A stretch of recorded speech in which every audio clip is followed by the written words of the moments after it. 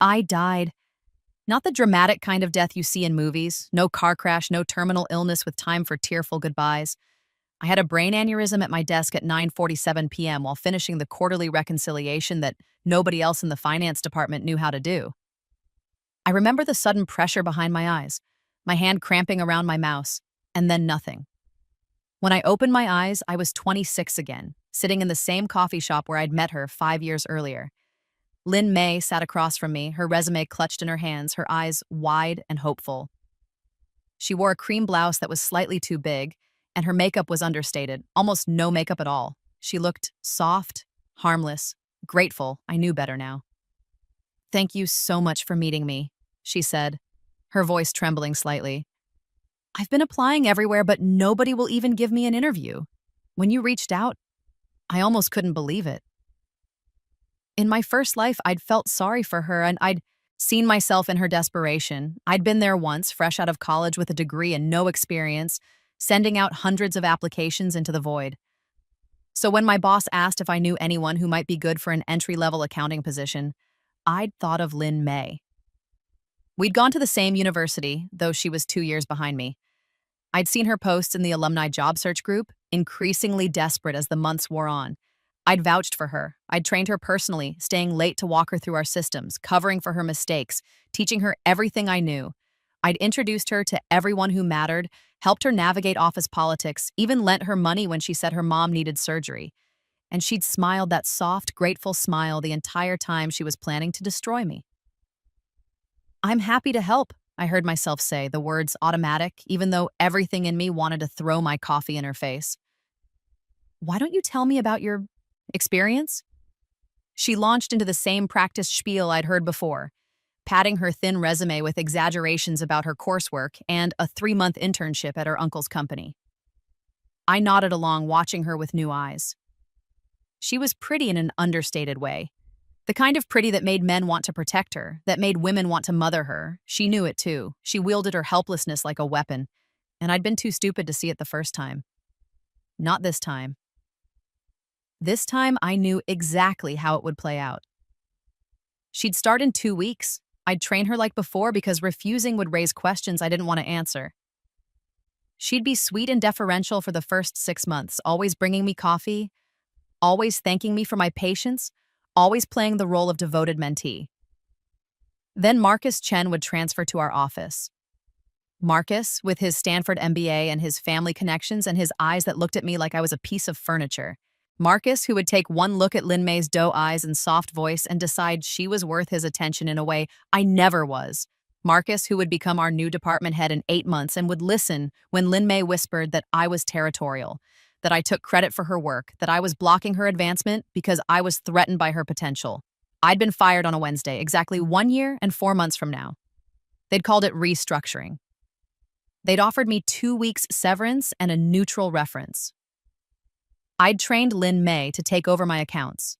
My accounts, the ones I'd built from scratch, the ones nobody else understood, because I'd still been naive enough to believe that doing good work mattered. She'd lasted 3 days. On the 4th day, an external audit found discrepancies in the Chen Industries account, our biggest client, the one that represented 40% of our revenue. The errors cascaded from there. The Westfield reconciliation was wrong. The Harrison portfolio had been completely mismanaged. 3 months of journal entries had been coded incorrectly, creating a nightmare for tax purposes. But I'd been gone by then, already working at a competitor for less money, still trying to rebuild my reputation from the whisper campaign Lin May had waged against me. I'd heard about the chaos secondhand, through former colleagues who suddenly remembered I existed now that everything was falling apart. I'd heard they'd tried to get me back. I'd heard Lin May had been reassigned to data entry. I'd heard Marcus had been demoted. But I'd also heard that nobody could fully untangle the mess. The company had lost the Chen Industries account. They'd laid off a third of the staff. They'd never really recovered. And I'd never really recovered either. I'd spent the next 4 years in a smaller role at a smaller company, always wondering if the whispers had followed me, always waiting for someone to ask why I'd really left my last position. I died alone in an office at 9:47 p.m., and nobody had found me until the cleaning crew came through at midnight. I wasn't going to let it happen again. This sounds perfect, I said, cutting off Lin May's rambling explanation of her proficiency in Excel. I'll submit your resume to my boss today. I think you'd be a great fit for our team. Her face lit up, and for a moment I saw genuine emotion there. Relief, hope, gratitude. It almost made me feel guilty. Almost. Really? Oh my God, thank you. I promise I won't let you down. I'm a really hard worker, and I learn fast, and I'm sure you'll do great. I lied, gathering my things. I'll be in touch. I left her there, probably already mentally spending her first paycheck, and stepped out into the spring afternoon. The sun was warm on my face, and I tilted my head back, breathing in air that tasted like possibility. I had 1 year and 4 months to prepare. The next morning, I walked into Chen and Ta. Associates at 7:30 a.m., same as always. The office was still mostly empty, just me, Jerry from IT, who'd been here all night fixing something, and Patricia, the office manager who started at 6 a.m. because she liked the quiet. Early bird, Patricia said, not looking up from her computer. She was in her late 50s, had been with the company for 20 years, and noticed everything. In my first life, I'd never bothered to get to know her beyond pleasantries. Big day, I said, setting my bag on my desk. Got a lot to catch up on. This was true, though not in the way she'd assume. I pulled up my files and started taking inventory. I'd been at Chen & Associates for 3 years in my first life, 5 if you counted from this moment. I was a senior accountant, which sounded impressive, but really meant I did the work of 3 people for the salary of 1.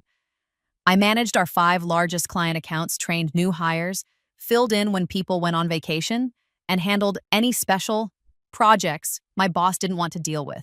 I was good at my job, better than good. I was exceptional.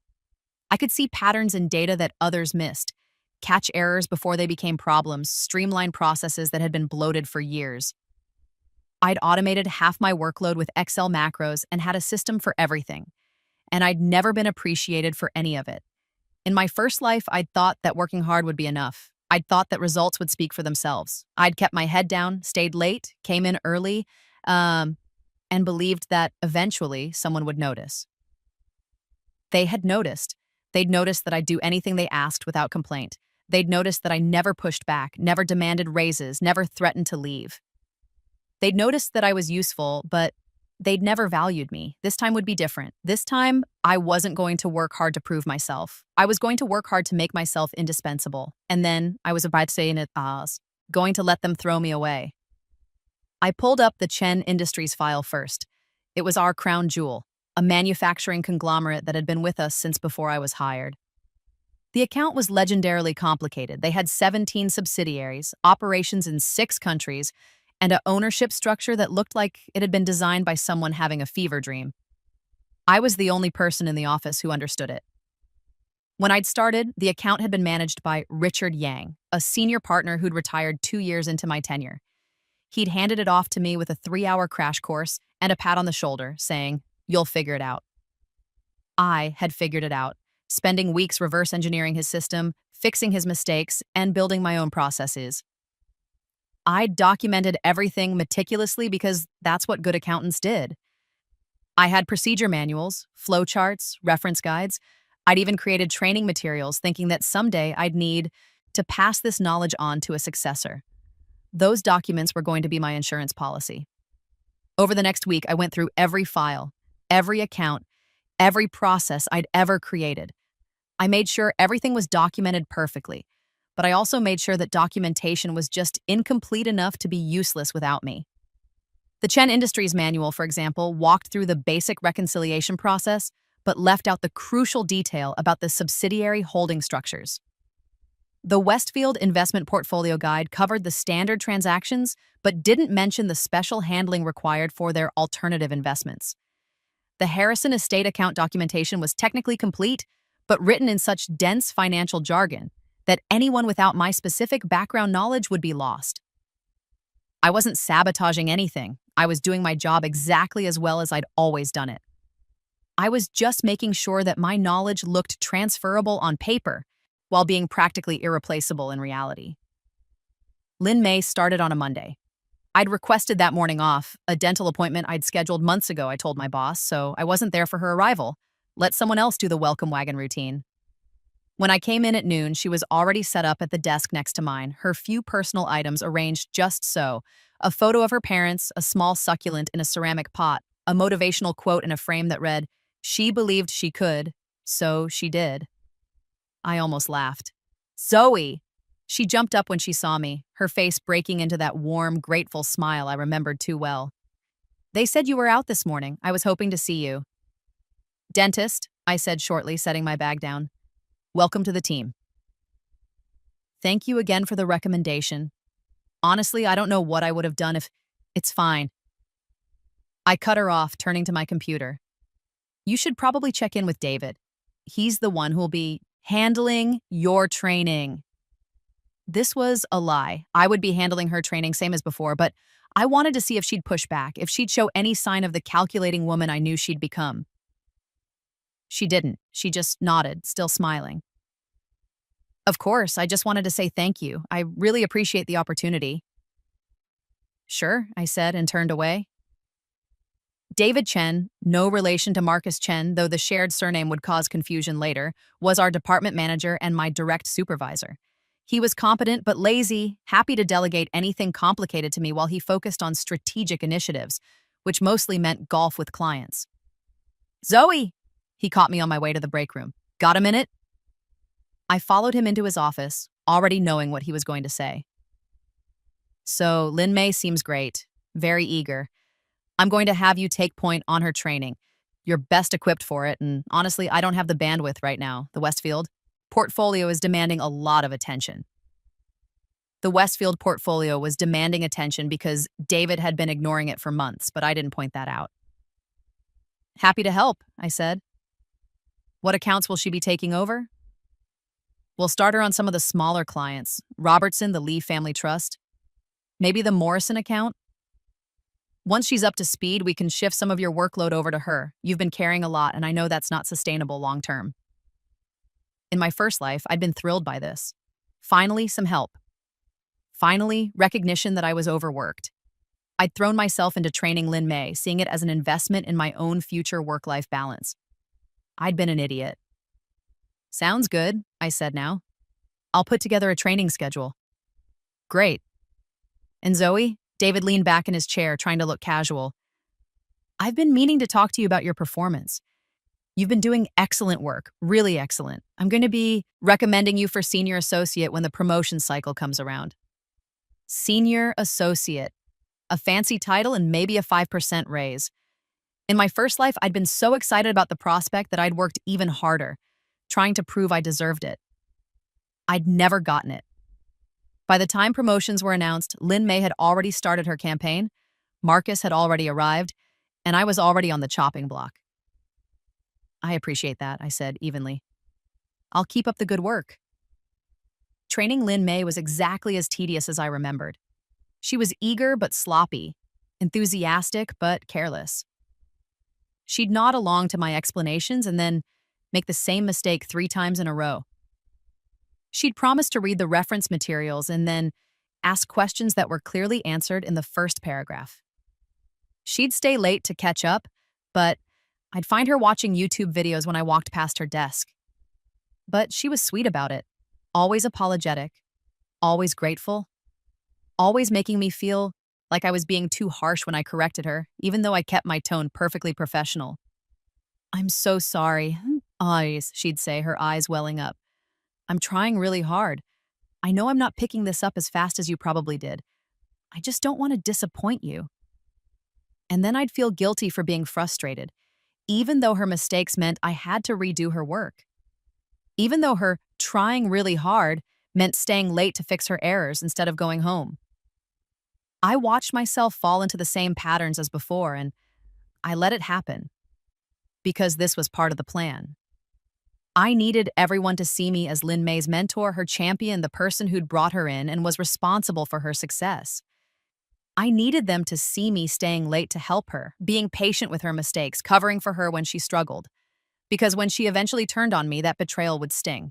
And when she failed after I was gone, the contrast would be undeniable. 3 weeks into her tenure, Marcus Chen showed up. I was in the break room when I heard Patricia's voice rise with false sweetness. the tone she reserved for people she considered important. Welcome to Chen and Associates. We're so excited to have you joining us. I poured my coffee slowly, listening.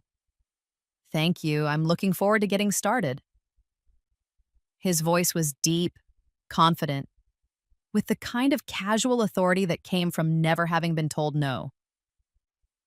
Is David Chen around? I believe we have a meeting scheduled. He's in his office. I'll let him know you're here. Can I get you anything? Coffee? Water? Coffee would be great. Black, no sugar. Of course he drank his coffee black. Of course. I added cream and sugar to mine, too much of both, making it sickeningly sweet, and walked back to my desk. A few minutes later, David emerged from his office with Marcus in tow doing the rounds of introductions. Marcus Chen was exactly as I remembered, tall, sharp-featured, with the kind of haircut that cost more than my monthly car payment. He wore a navy suit that fit perfectly, and when he smiled, it didn't reach his eyes. He was 31, had an MBA from Stanford, and was the nephew of Stephen Chen, our CEO. He was being brought in to modernize our operations, which really meant his family wanted to give him a respectable position until he was ready to take over something more important. This is Zoe Lin, one of our senior accountants, David said when they reached my desk.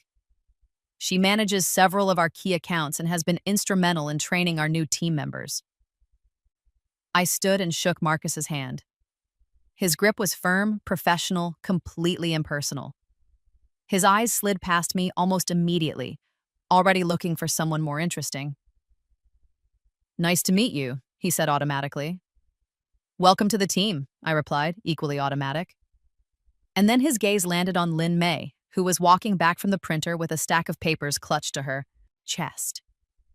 She nearly ran into them, pulled up short, and the papers slipped from her grasp, scattering across the floor. Oh God, I'm so sorry. She dropped to her knees, scrambling to gather them up. No problem, Marcus said, and I watched his entire demeanor shift. He crouched down to help her, suddenly warm, suddenly engaged. These things happen. I'm such a klutz. She looked up at him through her lashes, her cheeks flushed. I'm Lin Mei. I just started a few weeks ago. Marcus Chen? I'm the new operations director. They smiled at each other, and I felt nothing. No jealousy, no anger, just a cold, satisfied recognition. Right on schedule. Lin Mei gathered her papers and stood, Marcus standing with her. Thank you for helping. That was so embarrassing. Don't worry about it.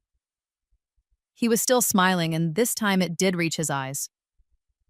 I'm sure we'll be working together. I'm looking forward to getting to know everyone on the team. Me too, she said softly. I sat back, down and returned to my work, tuning out their conversation. David was explaining Marcus's role. Marcus was asking polite questions. Lin Mei was laughing at something that wasn't funny. Let them play their little game. I had work to do. Over the next few months, I watched the same story unfold for the second time. But now I was a spectator to my own life instead of an unwitting participant. Marcus settled into his role, immediately making changes that he called optimizations, and I called meddling with things he didn't understand. He wanted to implement new software, restructure our filing systems, and create efficiency metrics that would track our productivity. I nodded along in meetings, offered mild feedback when asked, and continued doing my job exactly as I always had. If the new system slowed me down, I stayed late. If his changes created problems, I fixed them quietly. I was the model employee, flexible, capable, uncomplaining. Meanwhile, Lin Mei bloomed. She started dressing better, pencil skirts instead of loose pants, fitted blouses instead of baggy tops. She got better at her job too, though better was relative. She still made mistakes, but she learned to hide them more effectively, to ask me to review her work right before deadlines, so I'd catch the errors with no time to make her fix them herself. And she got close to Marcus. It started professionally, her asking his advice about a project, him taking her under his wing to mentor her. Then it became personal. Coffee meetings that ran long, lunch breaks that stretched into the afternoon. His hand on the small of her back as he guided her through the door. I watched him fall for her calculated helplessness, her wide-eyed admiration, her way of making him feel like a hero for explaining basic concepts. I watched her work the same magic on him that she'd worked on me, except with her, he was getting something I'd never offered: the promise of more. They weren't sleeping. Together, I didn't think. But there was an intimacy there, a special connection. Marcus started championing her in meetings, praising her initiative, suggesting she take on bigger projects. Never mind that I was the one actually doing the work, Lin Mei was the one getting the credit. And slowly, carefully, she started her campaign against me. It was subtle at first, a comment here and there about how I was particular about my processes. A gentle suggestion that maybe I should delegate more instead of holding onto accounts so tightly. A rueful admission that she'd tried to help me with something, but I'd insisted on doing it myself. She never said anything directly negative. She never had to. She just planted seeds and let Marcus's assumptions do the rest. Marcus started watching me more critically, asking pointed questions about my methods, suggesting that maybe I was resistant to change, stuck in old ways of doing things. He brought in a consultant to review our processes, and somehow all of the inefficiencies identified were in areas I managed. Never mind that those inefficiencies were actually complications inherent to the accounts themselves. Never mind that my resistance to change was actually expertise warning against bad ideas. Never mind that I'd been keeping this department running smoothly for years before he arrived. I was being positioned as the problem. I let it happen. I kept detailed documentation of everything. Every email from Marcus, every meeting note, every instance of Lin Mei taking credit for my work or subtly undermining me. I saved it all in a folder on my personal drive, organized and time-stamped. But I didn't fight back. I didn't defend myself. I didn't play their political games. I just kept working, kept being excellent at my job, kept making myself indispensable. And I waited. 8 months after Marcus arrived, David called me into his office on a Thursday afternoon. "Close the door," he said, not meeting my eyes. I closed it and sat down, my heart beating faster even though I knew what was coming. "Zoe, this is a difficult conversation." He shifted in his chair, uncomfortable. "As you know, Marcus has been working on restructuring the department to improve efficiency and reduce redundancy. And as part of that process, we've had to make some hard decisions about staffing." I said nothing. "You've been a valuable member of this team," he continued, "but we've decided to move in a different direction. We're going to be letting you go effective 2 weeks from today. We'll provide a severance package and a neutral reference, and of course, we'll need you to train Lin Mei on your accounts before you leave." There it was, the same speech, almost word for word. "I see," I said quietly. "Can I ask why?" David looked pained. "It's not about your technical skills. You're very competent. But Marcus feels that you've been resistant to his initiatives, and there have been concerns about your ability to work collaboratively with the team. Lin Mei has expressed, well, she's mentioned that you can be territorial about your accounts, and that it's been difficult for her to learn when you're not willing to delegate." I let the words hang there for a moment, watching him squirm. "That's not true," I said finally. "I've spent months training Lin Mei. I've documented all my processes. I've been nothing but collaborative." "I understand that's your perspective," David said, "but the decision has been made." "I'm sorry, Zoe. I really am." He wasn't sorry. He was relieved. Relieved that he didn't have to deal with the situation anymore. Relieved that Marcus's complaints would stop. Relieved that he could promote Lin Mei and make the problem go away. "Fine," I said. I'll train her on everything she needs to know."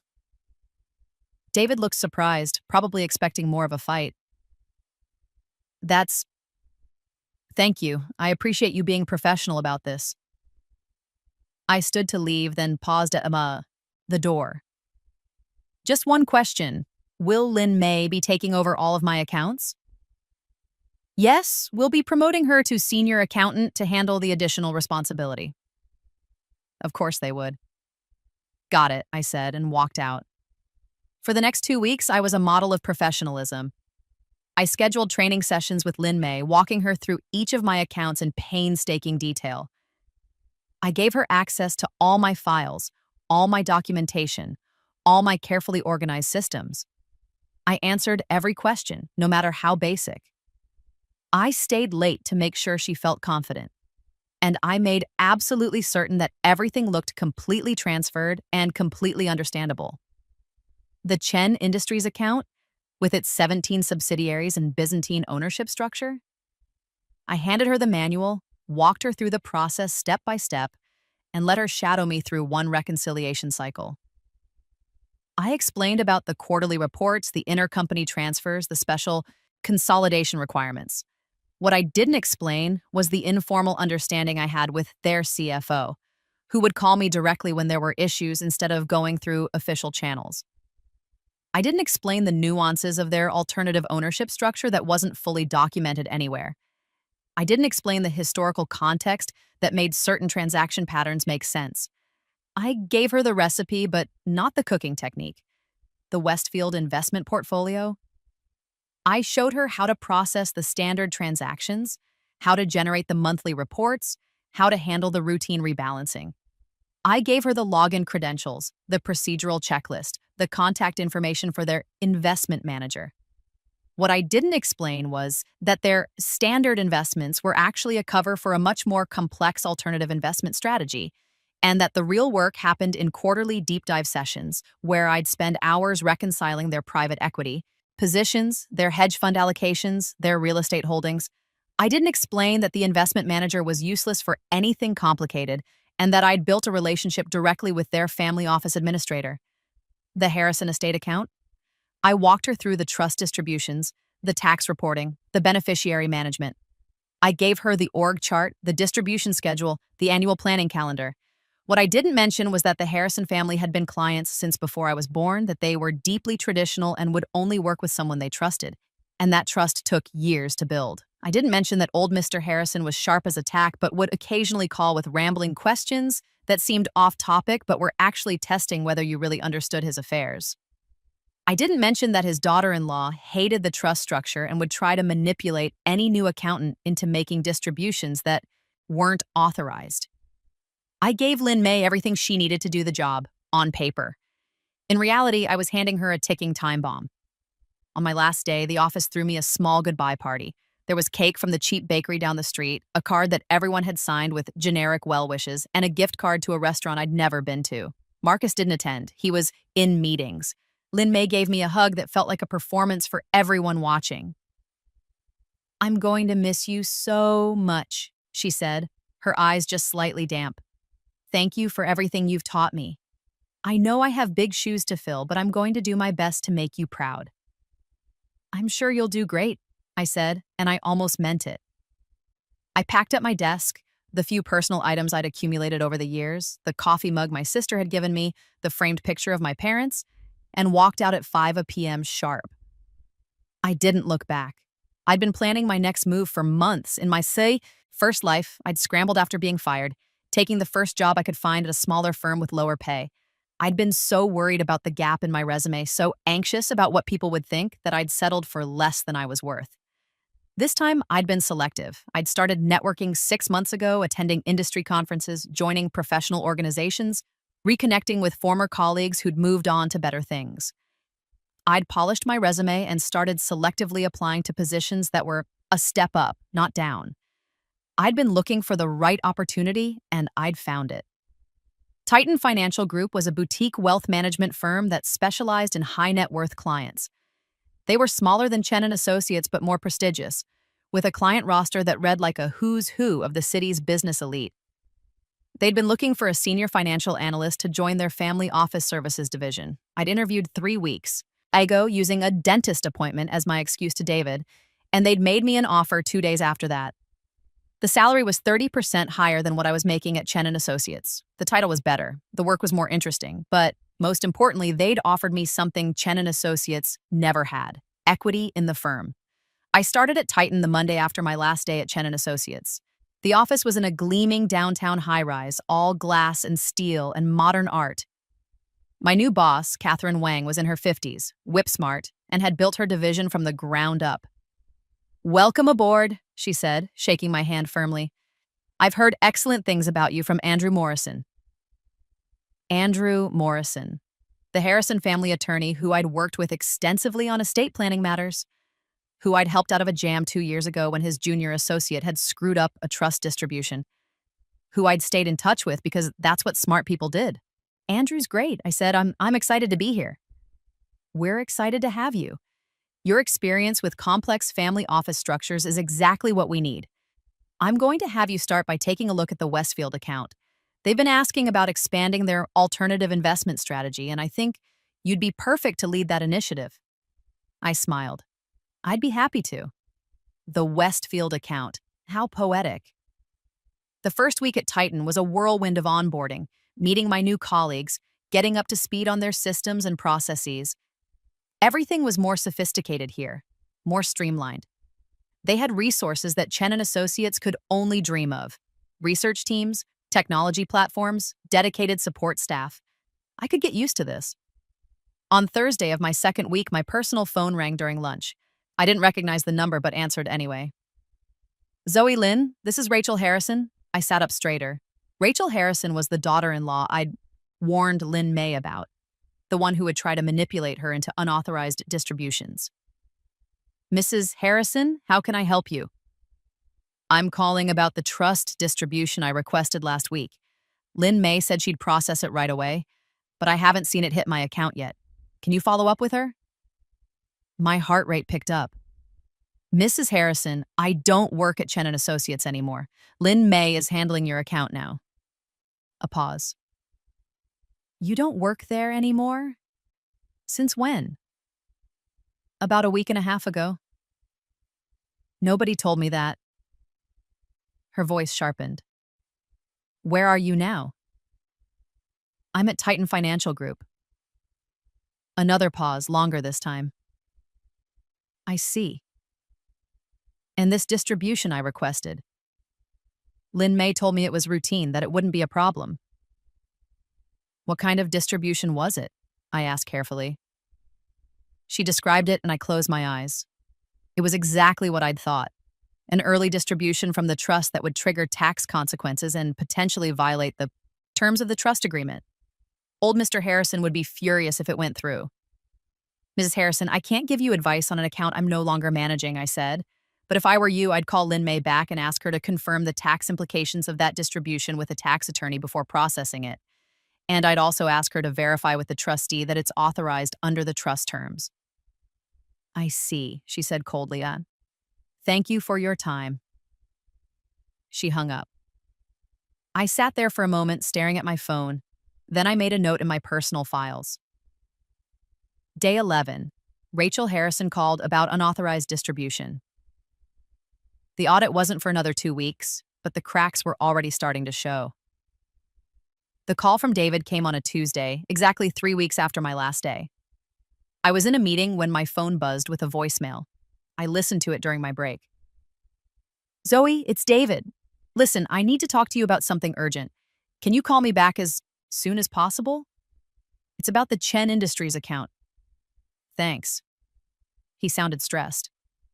I didn't call back. Instead, I checked the industry news, scrolling through the usual updates about market trends and regulatory changes. And there, buried in the financial newswire, was a small item. Chen Industries announces surprise audit of all financial service providers following Q3 discrepancies. I smiled.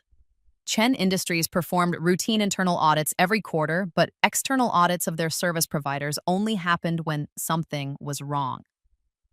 I'd known this audit was coming because I'd lived through it before, except last time I'd been long gone and had only heard about it through the grapevine. This time, I had front row seat. David called again the next day, then the day after that. On the fourth call, he sent a follow-up email. Zoe, please call me. We need your help with the Chen Industries account.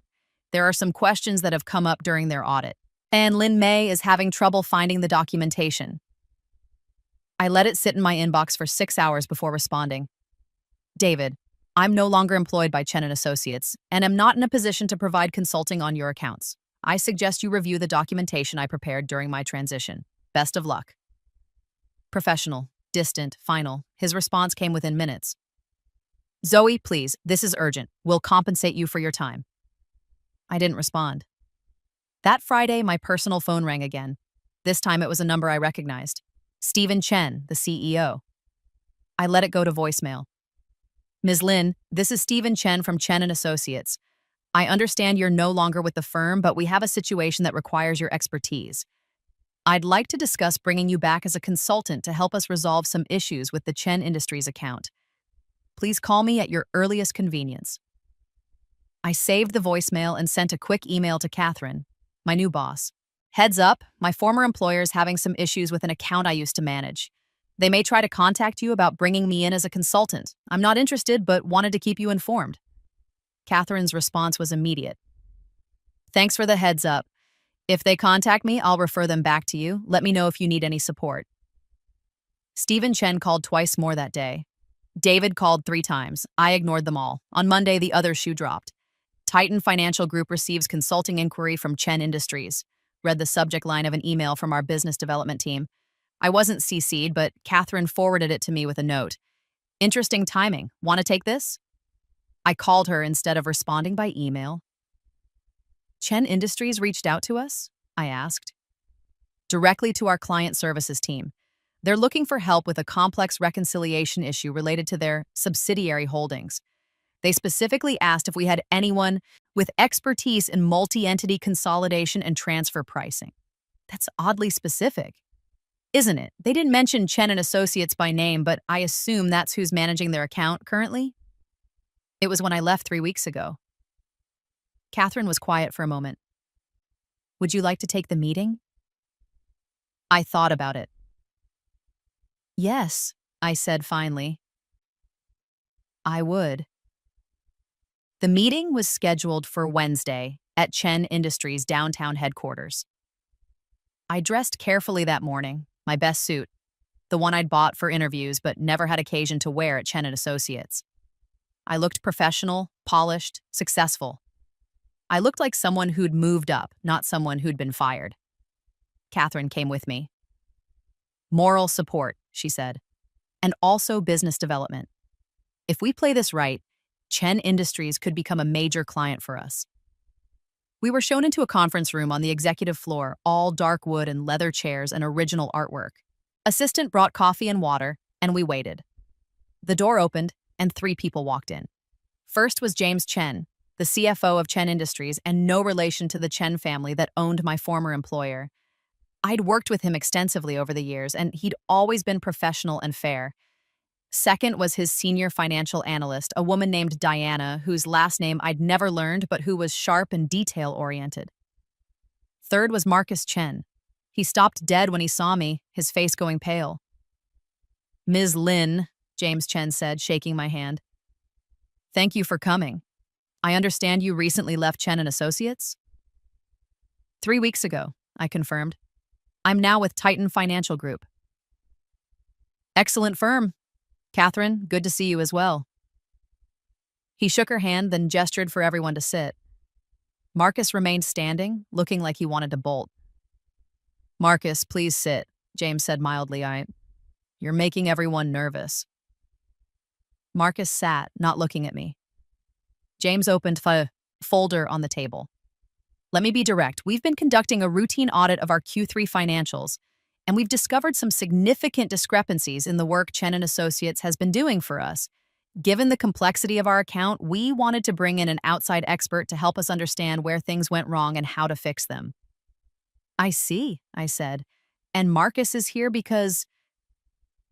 Marcus is here representing Chen and Associates, James said. We thought it would be helpful to have everyone in the same room. Marcus finally spoke. Zoe, we don't need outside consultants. This is just a minor reconciliation issue. Lin May is working on it, and we'll have it resolved shortly. It's been 3 weeks, Diana said, speaking for the first time. And the more she tries to resolve it, the worse it gets. Last week she told us she'd found the problem. This week she's saying she needs to start over from scratch. I kept my expression neutral. What kind of discrepancies are we talking about? James pulled out a spreadsheet, starting with the Q3 intercompany transfers. According to the reconciliation we received from Chen and Associates, there should be $2.3 million in transfers between our U.S. parent company and the Hong Kong subsidiary. But when we trace the transactions, we can only account for $1.8 million. $500,000 is missing? Catherine asked, her eyebrows rising. Not missing, misclassified, Diana said. We think. We found various amounts scattered across different accounts, but we can't figure out the logic behind how they were coded. I could have explained it in 30 seconds. The $500,000 she was looking at was probably split between 3 different transaction types based on the purpose of the transfer, and each type had specific tax and regulatory implications that required different handling. But I wasn't being paid to explain it yet.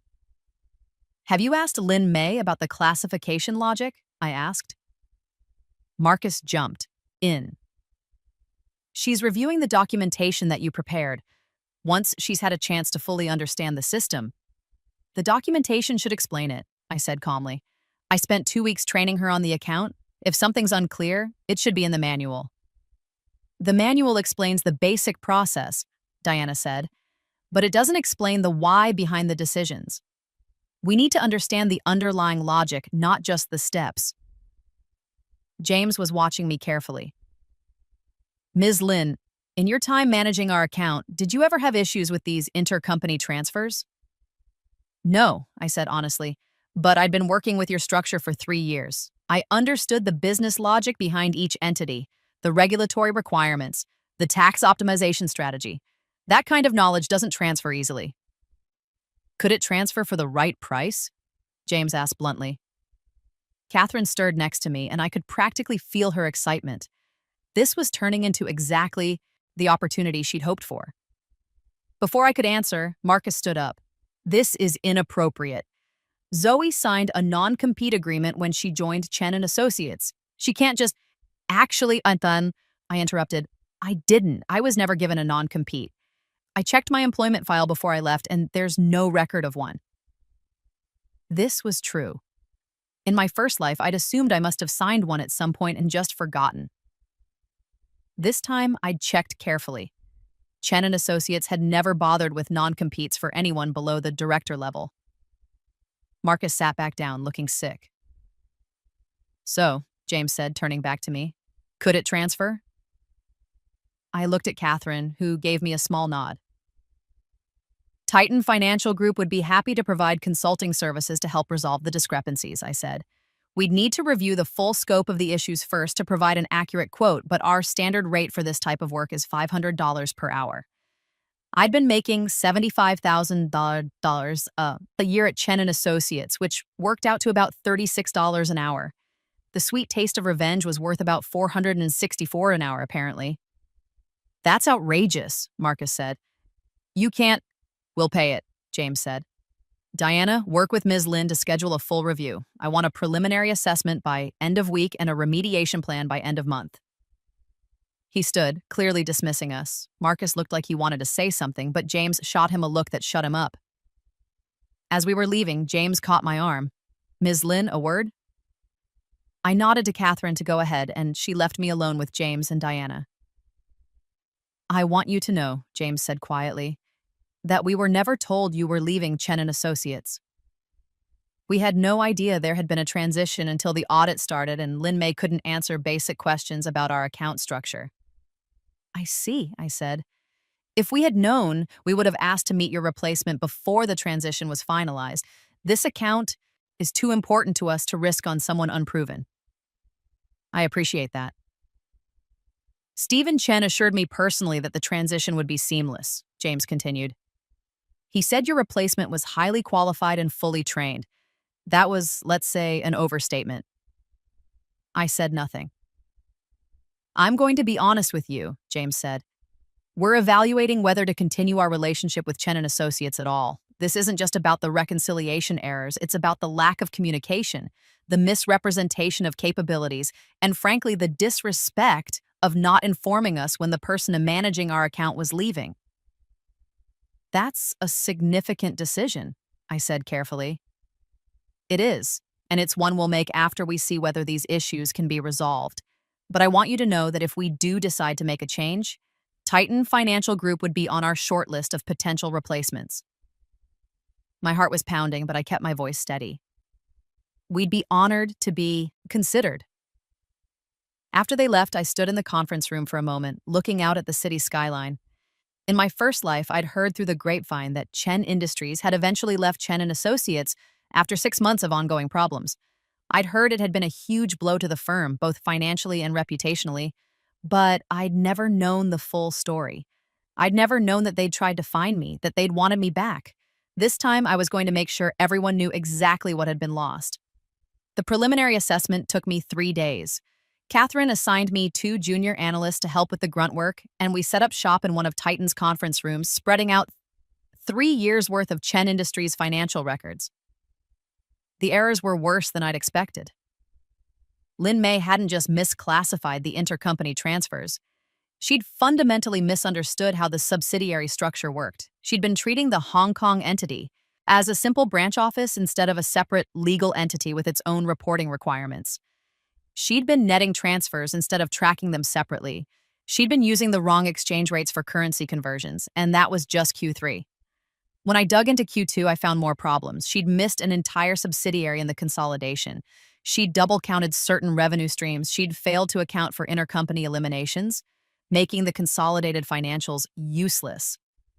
Q1 was even worse.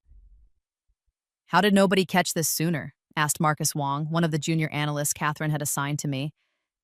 Not Marcus Chen. This Marcus was smart, detail-oriented, and wouldn't have made these mistakes in his first week of work. "Because the quarterly reports looked fine on the surface," I said. "The total numbers roughly matched expectations. It's only when you dig into the details that you see the problems." "But wouldn't the Chen Industries internal team catch it?" "Eventually, yes, that's why the audit found it. But their internal team relies on us, well, on Chen and Associates, to do the detailed work correctly. They're reviewing for reasonableness, not recalculating everything from scratch." So basically, Lin Mei was producing reports that looked right but were fundamentally wrong? Exactly. I worked late that Thursday, pulling together the preliminary assessment. Catherine checked in around 8 p.m., carrying 2 cups of coffee. "Thought you might need this," she said, handing me one. "You're a lifesaver." She sat down across from me, looking at the spreadsheets covering the table. "How bad is it?" "Bad.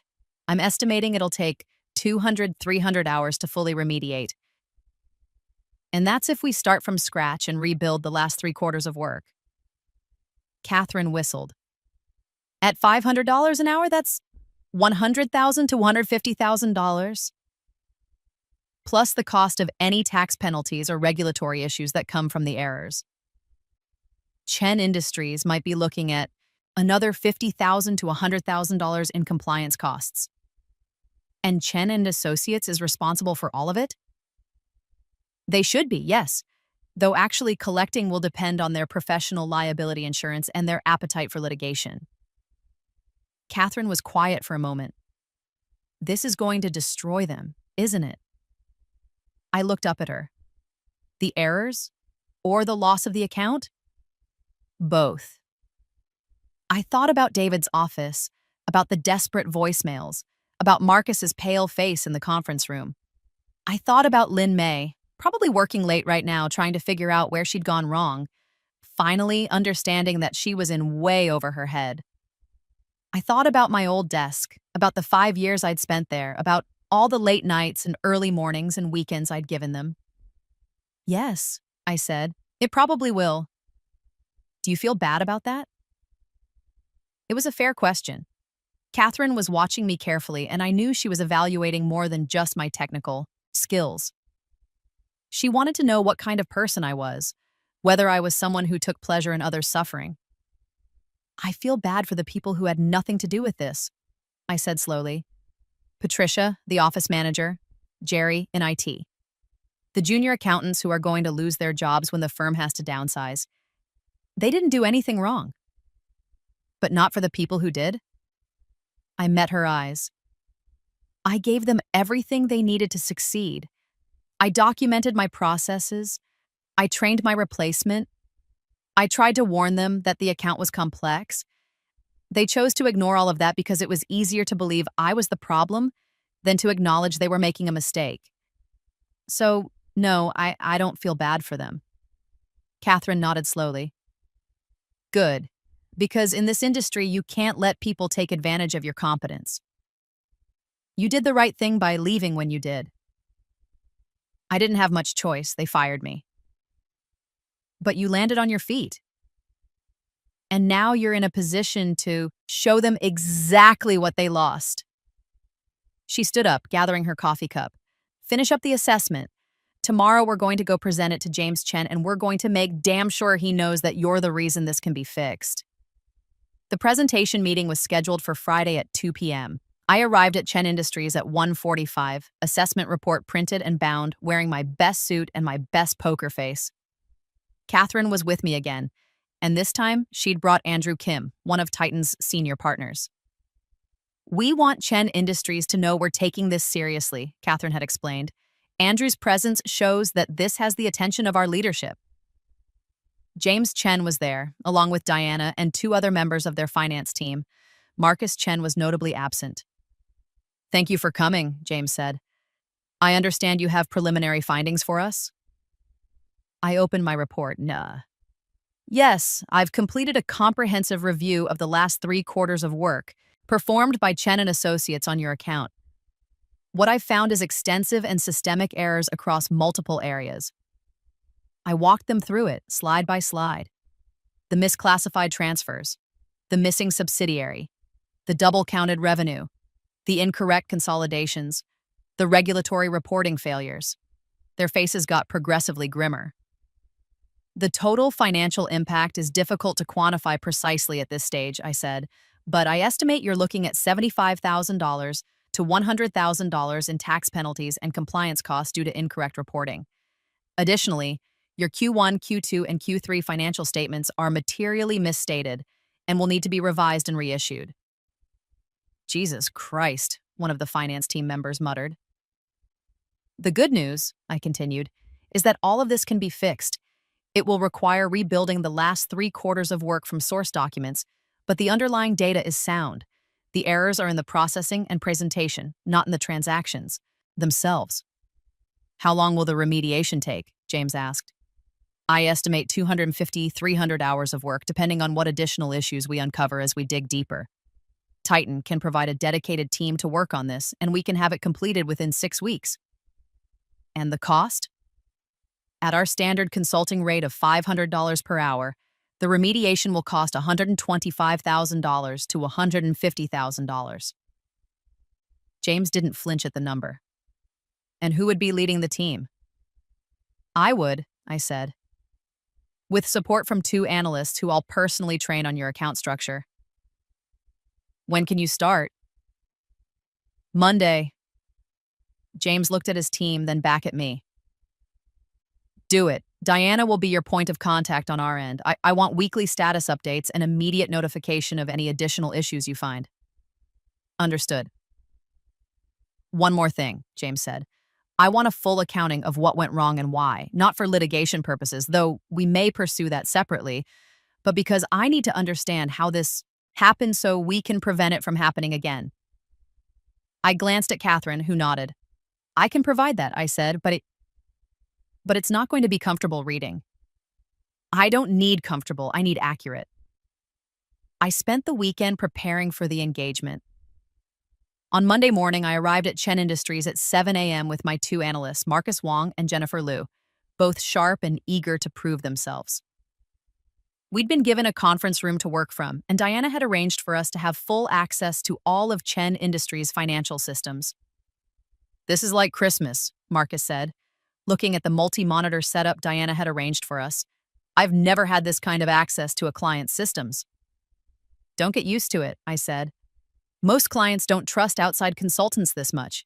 The fact that they're giving us direct access tells you how desperate they are to fix this. We dug in. The work was tedious, meticulous, and deeply satisfying. Every error I found, I documented carefully what the error was, what it should have been, what the impact was, and most importantly, where the error came from. Most of them traced back to fundamental misunderstandings on Lin Mei's part. She'd been given the procedures but hadn't understood the underlying principles. She'd followed the steps without grasping the why behind them. Some errors, though, were worse. There were places where she'd clearly been guessing, making up classifications when she wasn't sure what the right answer was. There were transactions she'd simply skipped because they seemed too complicated. There were questions she should have asked, but hadn't. And then there were the errors that weren't hers at all. On Wednesday, I found something interesting in the Q2 files, a series of journal entries that had been manually adjusted after Lin Mei's initial processing. The adjustments were signed off by Marcus Chen. I pulled up the original entries and compared them to the adjustments. Lin Mei had actually coded the transactions correctly, but Marcus had changed them, apparently thinking he knew better. He hadn't. His changes had introduced errors that cascaded through the rest of the quarter's work, throwing off the consolidation and creating the revenue double counting issue. I sat back in my chair, staring at the screen. Lin Mei was incompetent, but Marcus was worse. He was incompetent and arrogant. He'd assumed he understood the account better than the person doing the actual work, and he'd made changes without bothering to verify his assumptions. "Found something?" Jennifer asked, noticing my expression. "Yeah," I said, I think I just found the smoking gun." I documented everything, the original entries, the adjustments, the resulting errors, and most importantly, the timestamp and sign-off showing that Marcus had made the changes personally. Then I called Catherine. "We have a problem," I said when she answered. "Or rather, Chen and Associates has a bigger problem than we thought." I explained what I'd found. "That's not just negligence," Catherine said. That's active interference. He changed correct work and made it wrong." "I know." "You need to tell James Chen." "I know that too, but Catherine, this is going to escalate things. Marcus is related to Stephen Chen, the CEO of Chen and Associates.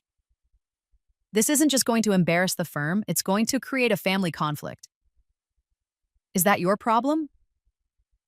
I thought about Marcus's hand on Lin Mei's back, his confident dismissal of my concerns, his assumption that he knew better than everyone else. "No," I said. "It's not my problem at all." I asked for a meeting with James Chen that afternoon. He came down to our war room looking tired. "What's wrong now?" "I found something you need to see," I said, pulling up the documentation on the screen. "These are the Q2 revenue entries for your Southeast Asian operations. Lin Mei coded them correctly based on the source, documents. I showed him her original work. But then someone made manual adjustments after the fact. I pulled up the adjustment entries. These changes introduced errors that made it look like you were double counting revenue between the Singapore and Malaysia entities. The adjustments are signed off by Marcus Chen." James leaned closer, reading the screen. His jaw tightened.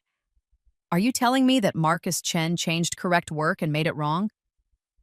"Yes." "Why the hell would he do that?" "I can't speak to his motivations," I said carefully. "But based on the pattern of changes, I believe he thought the original coding was too complicated and tried to simplify it. Unfortunately, the complexity was necessary to reflect the actual business structure." James straightened up, his face dark. "How much of the total errors are attributable to his changes versus Lin Mei's work?" I'd been expecting this question and had already run the numbers. Approximately 40% of the dollar to value of the errors stem from Marcus's adjustments. The remaining 60% are from Lin Mei's original mistakes. Jesus, James ran his hand through his hair. "Does Chen and Associates know about this?" "I have no idea. I only discovered it this morning." "Show me everything. I want a complete breakdown of which errors are Lin Mei's and which are Marcus's." It took us another 2 days to complete the full analysis, but the results were damning. Lin Mei had made mistakes, yes. She'd misunderstood the account structure, misclassified transactions, and missed entire subsidiaries. But most of her errors could be attributed to inexperience and insufficient training. Marcus's errors were different. He'd actively overridden correct work, changed classifications without understanding the implications, and introduced errors that someone with his level of experience should have caught. Worse, there were notes in the system showing that Lin Mei had questioned some of his changes. She'd sent him emails asking if he was sure about certain adjustments, pointing out that they differed from the documented procedures. He'd told her to implement his changes anyway and to stop questioning his decisions. "This is bad," Catherine said when I showed her the complete analysis. "This isn't just about incompetence anymore. This is about a toxic management culture that silenced legitimate concerns." I know. James Chen is going to take this to Stephen Chen. I know that too. And Stephen Chen is going to have to choose between protecting his nephew and protecting his business. I thought about that for a moment. In my first life, I'd never known the full extent of what had gone wrong.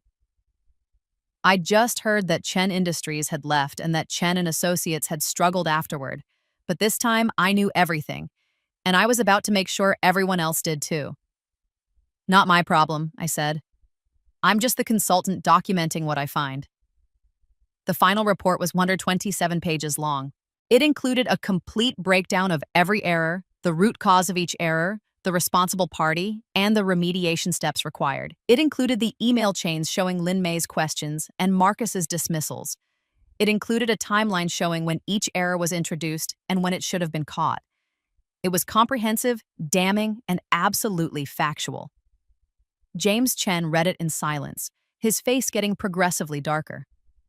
When he finished, he set it down carefully like it might explode. "This is going to destroy them," he said quietly. "That's not my intention," I started. "I know it's not. You're just reporting the facts. But facts like these don't stay contained." He tapped the report. "I'm going to have to send this to our legal team. We're going to pursue recovery of our losses from Chen and Associates, which means this report will become the part of discovery. It'll all come out." I said nothing. "I also want you to know," James continued, "that we've decided to terminate our relationship with Chen and Associates effective immediately. We'll be engaging Titan Financial Group as our new accounting firm." My heart jumped, but I kept my voice steady. "That's a significant decision. It's the only decision that makes sense. We can't trust them anymore. And frankly, we should have made the change as soon as we learned you'd left. We assumed they'd maintain the same level of service, and that was naive. What about the remediation work? You'll complete that as planned, and then you'll transition the account to ongoing management under Titan's normal engagement structure. Catherine and I have already discussed the terms." This was it. This was the moment I'd been working toward for months, the complete vindication, the proof that I'd been the valuable one all along. "We'd be honored to serve you," I said. James stood up and offered his hand. "Thank you, Zoe. I know this can't have been easy, reviewing your own work and documenting someone else's failures. You've been nothing but professional throughout this entire mess." After he left, I sat in the conference room for a long moment, staring at the report on the table.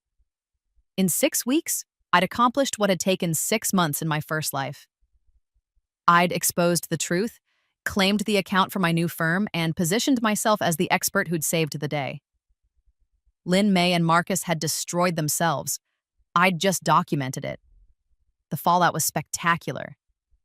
Chen Industries' legal team sent a formal demand letter to Chen and Associates, seeking reimbursement of $175,000 in remediation costs, tax penalties, and compliance fees. The letter included my full report as an attachment, leaving no doubt about who was responsible for what. Stephen Chen called me personally 3 days later. "Zoe, this is Stephen Chen. I need to talk to you about this report you prepared." "Mr. Chen, I'm not sure that's appropriate. I was engaged by Chen Industries to conduct an independent assessment. Anything I discussed with you could compromise that independence."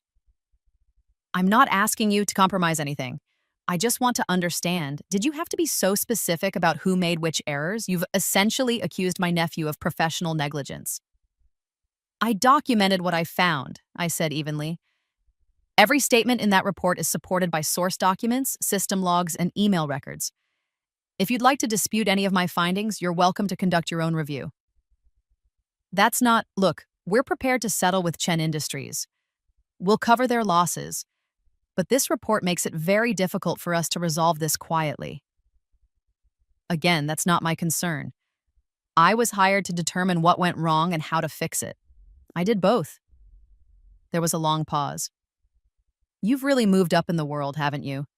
Titan Financial Group is a significant step up from working here. It is. And I suppose taking our largest client with you is just a coincidence? I felt a flash of anger.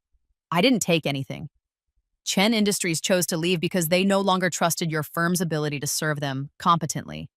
That's a direct result of the errors documented in my report, errors I didn't make. No, you just documented them very, very thoroughly. Would you have preferred I lied? Another pause. No, of course not. This is going to be very difficult for us. I'm sorry to hear that, I said, and I was surprised to find that I partly meant it. Not sorry enough to change anything, but sorry in the abstract way you feel bad when someone faces consequences for their own actions. For what it's worth, Stephen said, I'm sorry about how things ended with you. David said it was a performance issue, but clearly that wasn't accurate. No, it wasn't. If you ever want to come back, I won't, I said firmly. But thank you for the thought. After I hung up, I found Catherine waiting, outside my office. Was that Stephen Chen? She asked. Yes. What did he want? To make me feel guilty about the report, I think. Or to see if there was some way to minimize the damage. And I told him the truth. I documented what I found. And what I found is that his firm failed spectacularly. Catherine smiled, saying, Good, because I just got off the phone with James Chen. They're not going to settle quietly. They're going to file a formal complaint with the State Accounting Board about Chen and Associates' handling of their account. My eyes widened. That's public record, yes. Every accounting firm in the state will know about it. Every potential client will see it. It'll be very, very difficult for Chen and Associates to win new business after this. Jesus. Play stupid games, win stupid prizes, Catherine said cheerfully. Now let's talk about your new role. James Chen was very impressed with your work, and he's already referring us to 2 other companies. He's on the board of, I'm creating a new senior position for you, Director of Family Office Services. You'll be managing high net worth clients with complex needs, and you'll have a team of 3 analysts working under you. I stared at her. In my first life, I'd died as a senior accountant making $75,000 a year. Now I was being offered a director position at a better firm with better clients. What's the compensation? I managed to ask. $180,000 base, plus bonus based on client retention and new business development. Equity in the firm starting at 2% with the option to increase based on performance. It was more than twice what I'd been making. It was more than I'd ever imagined making. I don't know what to say, I said honestly. Say yes. You've earned this, Zoe. You've proven that you can handle complex accounts, manage client relationships, and deliver under pressure. This is just the beginning. I thought about my old desk at Chen & Associates, about the generic goodbye card, and the cheap bakery cake. I thought about David's half-hearted promises of promotion and Marcus's dismissive attitude. I thought about dying alone in an office at 9:47 p.m.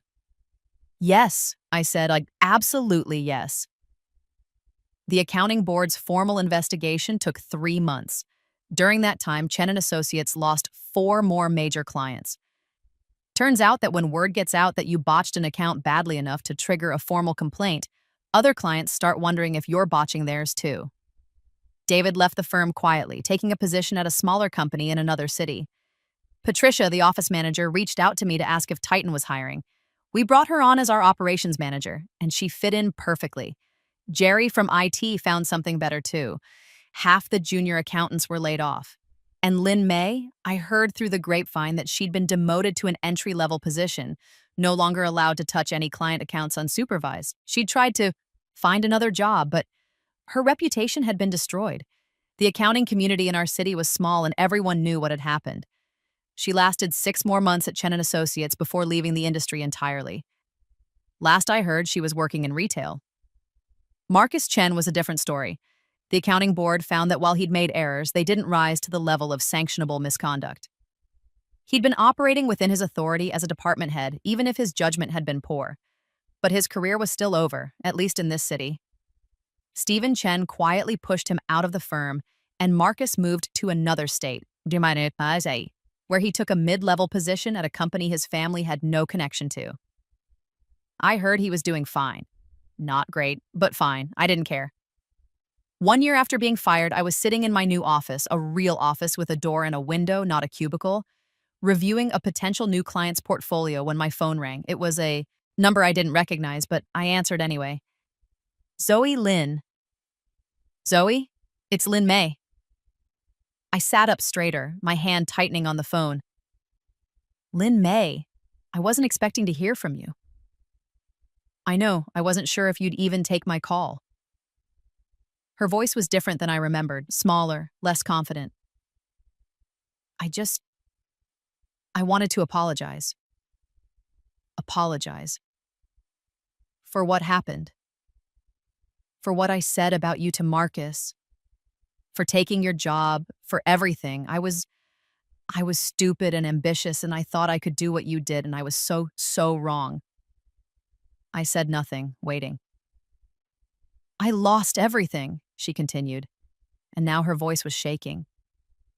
My job, my reputation, my career. I can't get hired anywhere in the industry. Everyone knows what happened, and they all think I'm incompetent. You made mistakes, I said neutrally. I made mistakes because I was in over my head, and I was too proud to admit it. I should have asked for help. I should have been honest about not understanding the accounts. Instead, I tried to fake it, and I destroyed everything. Why are you telling me this? Because you deserved better. You were good to me, and I repaid you by stabbing you in the back, and I want you to know that I'm sorry, and that I learned my lesson even though it came way too late. I thought about all the things I could say. I could tell her that her apology meant nothing, that she'd gotten exactly what she deserved, that I'd orchestrated the whole thing from the beginning. But what would be the point? I appreciate you calling, I said finally. I hope things work out for you. Thank you. And Zoe? Congratulations on your new position. I saw the announcement. You've done really well for yourself. I have, yeah. After she hung up, I sat there for a long moment, staring at my phone. I'd wanted revenge, and I'd gotten it. I'd wanted vindication, and I'd gotten that too. I'd wanted to prove that I was the valuable one, the competent one, the one they never should have let go. Mission accomplished. So why did I feel so empty? Catherine found me still sitting there 20 minutes later. Hey, you okay? You look like you've seen a ghost. Lynn May just called to apologize. Seriously? What did she say? I gave her the summary and Catherine shook her head. Too little, too late. She destroyed her own career. You just documented it. I know. But you feel bad anyway. A little, yeah. Catherine sat down across from me. Can I tell you something? When I started in this industry, I was a lot like you. I worked hard, kept my head down, assumed that merit would be rewarded. And I got screwed over, just like you did. Someone took credit for my work. I got pushed out, and I spent years rebuilding. What did you do? I got angry, I got strategic, and I built something better than what I'd lost. That's what you're doing now, Zoe. You're not getting revenge, you're getting justice. There's a difference. Is there? Yes. Revenge is about making someone else suffer. Justice is about making things right. You didn't set out to destroy Lynn May or Marcus. You set out to protect yourself and prove your worth. The fact that they destroyed themselves in the process is not your fault. I wanted to believe that. I really did. But I knew, I said quietly. I knew they would fail. I knew the audit would find errors. I knew Chen Industries would leave. I knew all of it, and I let it happen. Catherine looked at me steadily. Did you sabotage the account? No. Did you give Lynn May false information? No. Did you do anything other than your job? No. Then you have nothing to feel guilty about. You documented your processes, you trained your replacement, and you moved on to something better. The fact that you had a pretty good idea of how things would shake out doesn't change that. She was right. Intellectually, I knew she was right, but emotionally, I couldn't shake the feeling that I'd manipulated the situation, that I'd used my foreknowledge to set Lynn May and Marcus up for a fall. Look, Catherine said, you're going to have to make peace with this, because in this industry, there will always be people trying to take advantage of you. There will always be someone trying to take credit for your work, or undermine you, or push you out. You can't control that.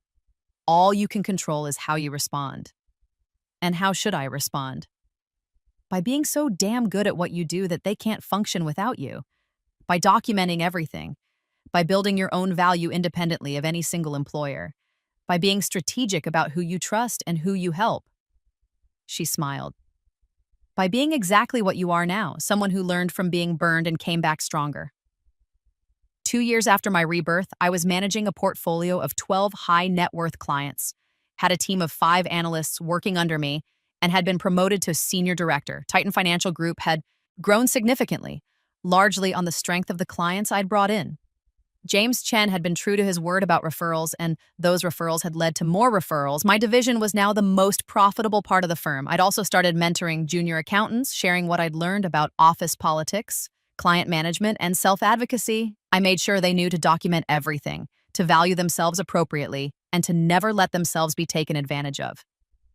Some of them probably thought I was cynical, but the ones who'd been burned before understood. Chen and Associates still existed, but barely.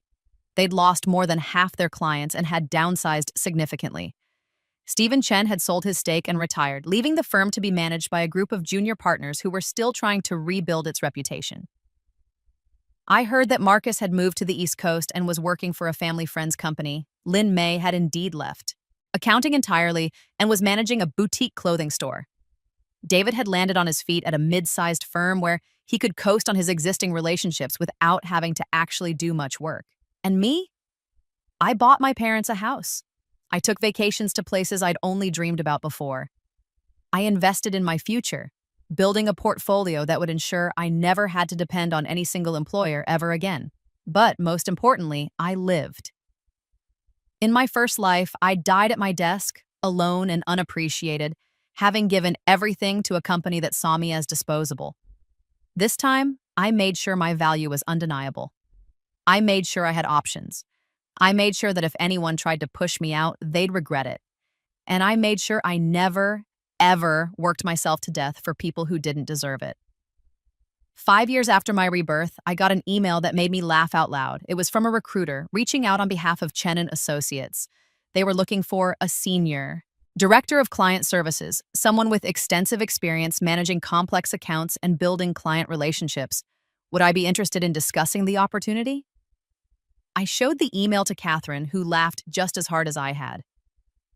Are they serious? She asked. Apparently. What are you going to say?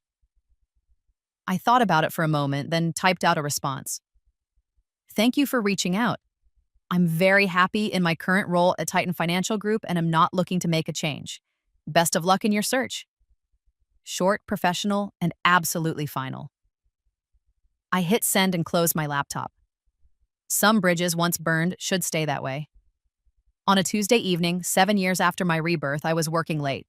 Not because I had to, but because I wanted to finish reviewing a new client proposal before tomorrow's meeting. My phone buzzed with a text from Marcus Wong, one of my analysts. Still at the office? You need to learn work-life balance, boss. I smiled and texted back, says the person who texted me at 9 p.m. Touché, but seriously, you should go home. This can wait until tomorrow. He was right. I saved my work, shut down my computer, and gathered my things. As I walked through the empty office, I thought about another Tuesday evening in another life when I'd stayed late to finish a quarterly reconciliation that nobody else knew how to do. I thought about the pressure behind my eyes, the cramping in my hand, the sudden darkness. This time, I wasn't staying until I collapsed. This time, I was choosing to be here and I was choosing to leave. This time, I was in control. I stepped out into the spring night, breathing in air that tasted like possibility, and I thought about all the things I still wanted to do. The clients I wanted to win, the people I wanted to mentor, the life I wanted to build. I'd been given a second chance and I'd used it to rewrite my story, not just the ending, the whole damn thing. And this time, I was going to make sure it was a story worth living.